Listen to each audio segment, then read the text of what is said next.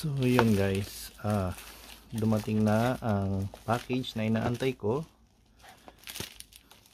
Ito po yung Rokoren na 100 watt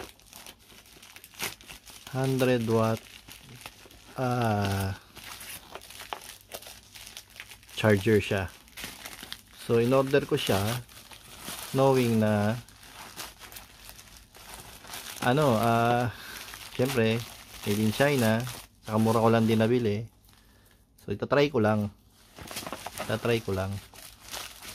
kung okay ba siya or what.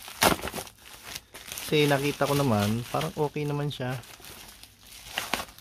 Yan, wala pa akong nakitang video about dito eh. So sinearch ko muna siya kung okay ba or what, or goods ba siya. Wala akong nakita. So ngayon titestingin ko siya kasi curious din ako. Nagta-travel din kasi kami, kaya gusto ko lang din malaman kung okay ba siya gamitin, ma-charge niya ba lahat ng gadget ko, mga power banks, kasi on the go kasi kami. So kung mag-hotel kami, yung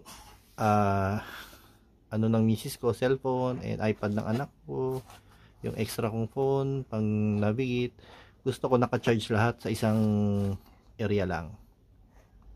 So yan yung kanyang hindi masyadong kita. Yan yung mga specs niya. 100 watt daw siya eh. 100 watt PD fast charge. So nabili ko siya, mura lang actually, mga 259 baht. 220 baht. So kung sa peso nasa 400 pesos. Mga kulang-kulang 400 siya. So titignan ko lang kung okay siya. Kung unboxing na natin siya. Ano yung meron sa loob. Yon. So ito yung loob niya. Yan, mukhang solid. Medyo may kabigatan. Yan, medyo may kabigatan siya. Tapos tatlo ang USB-C. Yan, tapos yung USB type A yata ang tawag dito. Yan. So ito purpose ko din dyan kasi tatlo yung type C ko, and then the rest na yan, yung mga pang tablets and gadgets na yan, saka power bank. So maganda siya, may rubber siya dito. Yan, may rubber, yan. Okay siya. At ito wala yung niya, guide, user guide. Nauna pa yung ito yung user guide niya. Yan.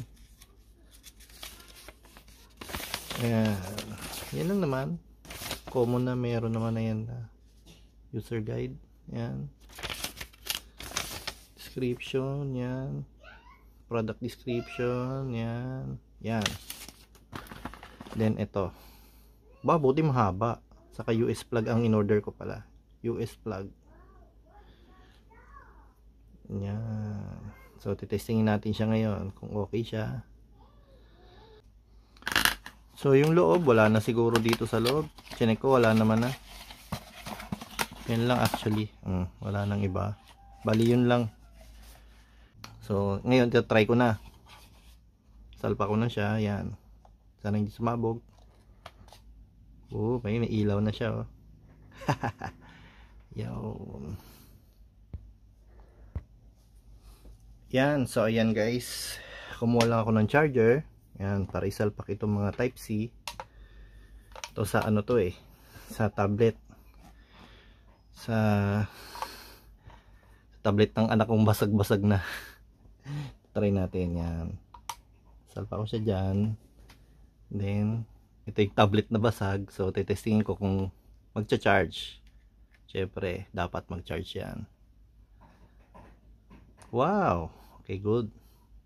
One down. So yan, nag-charge. Lagyan natin siya dyan. Ayan na, charging. Charge. Ayan may icon siya dyan lightning. Kung kita dyan sa camera. Itatry ko naman tong aking phone. Yan, C2C. C2C. Kung okay siya. Yung iba kasi na plug, plug-in ano, yung parang ano siya, yung tawag dito, yung socket charger. Pag nagkabit ka ng another device, makakat yung charging nito nung kabila. So I'm not sure kung ganoon din yung mangyayari dito ah.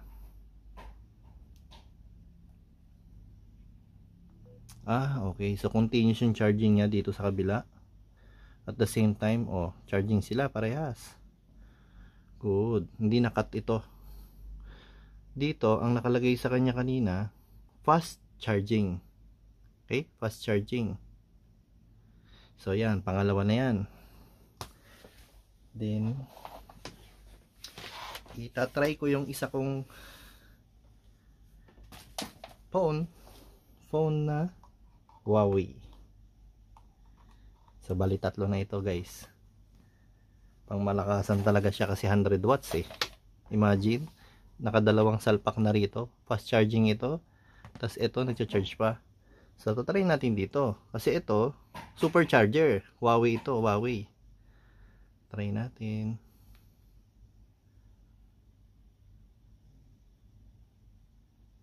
Uy, bumukas. Ibig sabihin low bat siya. Okay. Tingnan na natin guys. Antayin ko lang na bumukas. Yun. So, yun guys. Nag-charge siya. So, ayan na. Tatlo na yung charge niya. So, maglalagay pa ako ng isa. Yan. Lagay pa tayo isa. Para naman dun sa power bank. Tingnan natin kung maapektuhan yung mga ibang charger. Ay, yung ibang mga phone sa kanyang pagcha-charge. Actually, marami pa akong gadget. Kaso nga lang, syempre, hindi na kailangan din eh. So, ito.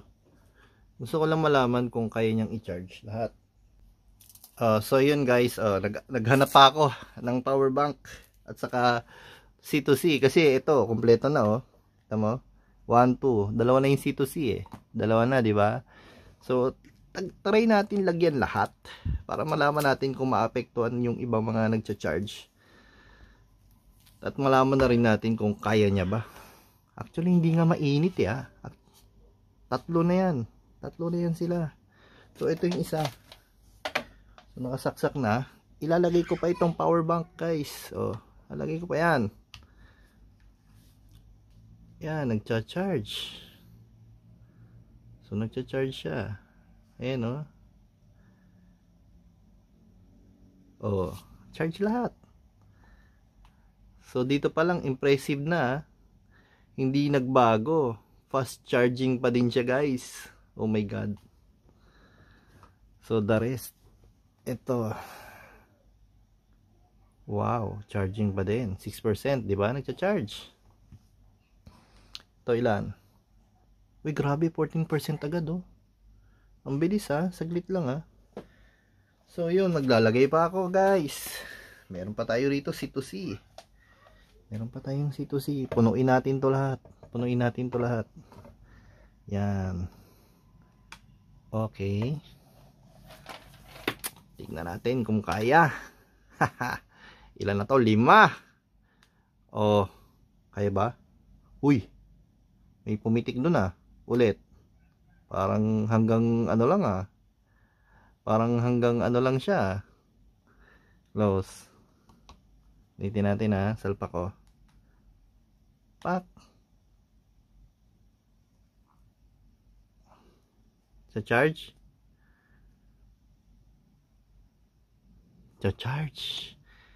Nagcha-charge siya guys. Okay, goods. Charging. Charging to. Charging. Charging lahat. Okay, isa pa. Etong isa. Yan, ayun, ilalagay ko to. Yung ilaw ko, yung isang ilaw ko, ilalagay ko dito, sasalpa ko dito. Malakas to guys yung ilaw ko. Malakas to.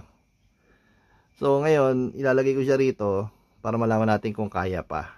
6 na yan. 6 na socket. Yan, yung ilaw ko. Dito yan kanina nakalagay So yan katibayan lang na ilaw yan. Oh, yan. So, hugutin ko to, patay ang ilaw. Okay. Ilaw ko to. Malakas yung ilaw na yan. Lalagay ko siya rito. Then, bubuhayin ko. Tingnan natin kung kaya niya pang i-charge lahat. Oh my God, guys. The best. So, yun. Sa init, grabe. Kaya, guys. Walang kainit-init. Oh, wala. Ilan yan? 6. Ito, charging. This one, charging to. Ito, oh. 6 ang nakalagay. Pero guys, fast charger. Diba? Fast charger pa din. Yung U-Green mahal, guys. Mas okay to, I think, ah. Kasi lahat kaya niyang i-charge. Ito, charging din. Nagbi-blinking din siya. So, ito ang gadget ko pag dinadala ko. Pag po aalis kami, mag-outing kami ng family ko. Punta kami ng somewhere na medyo matatagalan kami. And then, magti-take din kami ng mga videos, family videos. Yan. Kaya kailangan ko rin ng power bank. Dahil ito pa lang, itong mga to, pag nagbiyahe ako, yung sa anak ko, kaya niya nang ubusin to lahat eh. Sa isang biyahe, yung iPad. So, pagdating ng hotel, dapat nag-charge yan. So, 6 siya. 1, 2, 3, 4, 5, 6. Kasama yung ilaw. Kaya. Good siya, guys. Goods. Para sa akin, goods to. Goodbye. Goodbye, hindi. Goods buy. Okay? So, ayan siya. Ayan. Wala akong nakita review nito eh. Pero okay to, guys. The best. The best purchase to. 100 watts. Kaya pala 100 watts. I think pag merong pag merong super fast charger na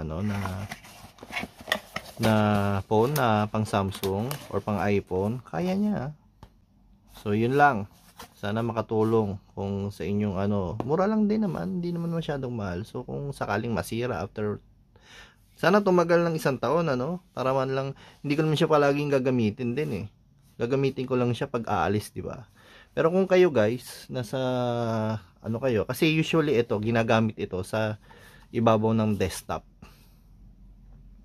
Kung meron kayo opisina, kung meron kayong working station, yan, dito, doon nyo siya gagamitin. Itong ganitong, charger. Yung kailangan nyo i-charge lahat, multiple gadgets kayo na nag-edit kayo or whatsoever, dito yon para dun yon, para dun yun sa setup. So kung meron kayong ganon, pwede to. Hindi ito mahal, guys. Mura ko lang to nabili. I think sa Pinas nasa 400 lang to eh. TikTok ko to binili, TikTok shop. Sa mismong shop ng Rokoren na na sa mall kayo bumili para sigurado walang counterfeit. So guys, yun lang. Maraming salamat sa panonood. Wala kasi akong nakitang review. Ito lang. Kaya nagawan ko lang ng video para yung ibang mga bibili magkakaroon ng idea. Okay? Sige na. Bye. Salamat. So pahabol lang guys pahabol lang. Bali itong itong sa Huawei, sa Huawei. Actually, supercharger ito. Pero hindi siya supercharger pang lumalabas sa kanya. Kumbaga normal charging lang. So, kung plano nyo bumili ito, dahil kailangan nyo ng supercharger na charging station, hindi ito para sa inyo. I think pang Samsung lang ito and iPhone. Yan. And then, yung build quality pala niya guys, maganda. As in. Yun lang di ko nasabi kanina kaya gusto kong ipahabol sa inyo. Yan. Hindi siya masyadong umiinit and at the same time maganda yung build quality. Okay? Kaya wag na kayo mag-alinlangan guys. Bili na kayo. Okay to.